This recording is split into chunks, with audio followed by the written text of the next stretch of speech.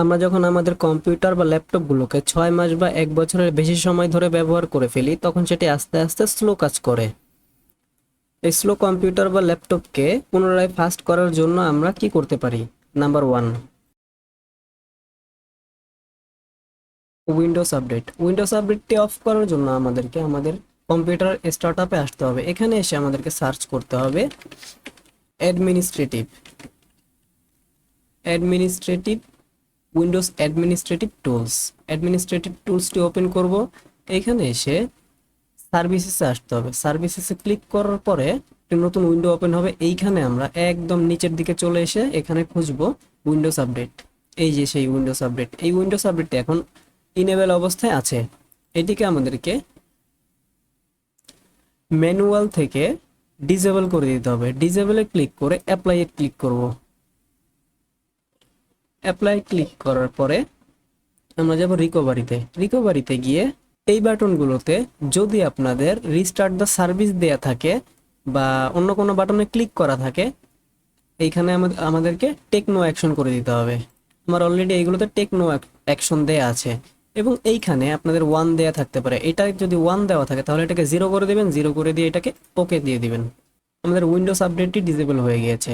এখানে অনেকে মনে করতে পারে উইন্ডোজ আপডেটটি যদি আমরা অফ করে দিই তাহলে আমাদের উইন্ডোজ সিকিউরিটি আপডেট অফ হয়ে যাবে। না, উইন্ডোজ আপডেট অফ করলে সিকিউরিটি আপডেট কখনোই অফ হয় না।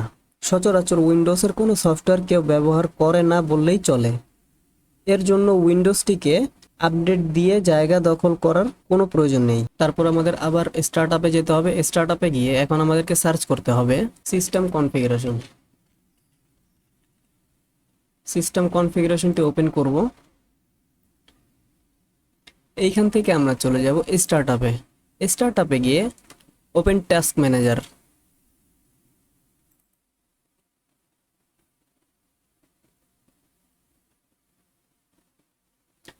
ওপেন টাস্ক ম্যানেজারটি ওপেন করার পরে এইখানে আপনারা একটা জিনিস খেয়াল করবেন, আপনাদের পিসিটি যখন অন হয় তখন আপনাদের কিছু সফটওয়্যার সর্বপ্রথম ওপেন হয়। যেমন এইখানে অভ্র আছে, তারপর হোয়াটসঅ্যাপ আছে। কম্পিউটার অন করার সাথে সাথে এই অ্যাপসগুলো আমার কোনো প্রয়োজন নেই, সো এইগুলোকে আমি ডিসেবল করে দিব। ডিসেবল। এখন আমরা ডিলিট করব টেম্পোরারি ফাইল ডিলিট করার জন্য আমাদেরকে উইন্ডোজ আর প্রেস করতে হবে। উইন্ডোজ আর প্রেস করে এইখানে আমরা জাস্ট লিখব টেম্প লিখে ইন্টার প্রেস করব। ইন্টার প্রেস করার পরে এইখানে যে ফাইলগুলো এসেছে এই ফাইলগুলো আমাদের একটাও কোনো প্রয়োজনীয় ফাইল নয়।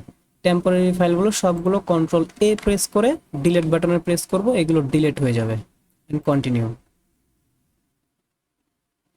ওকে, অল্প কিছু ফাইল রয়েছে যেগুলো হচ্ছে ডিলিট হয়নি, এগুলো ডিলিট না হলেও কোনো প্রবলেম নেই। আবার আমরা উইন্ডোজ আর বাটন প্রেস করব। টেম্পের ফার্স্টে একটা পার্সেন্ট দেব এবং লাস্টে একটা পার্সেন্ট দেব। আবার ইন্টার বাটন প্রেস করব। আবার এইখানে যে টেম্পোরারি ফাইলগুলো আছে এগুলো সবগুলো কন্ট্রোল এ প্রেস করব, ডিলিট বাটন প্রেস করে ডিলিট করে দিব।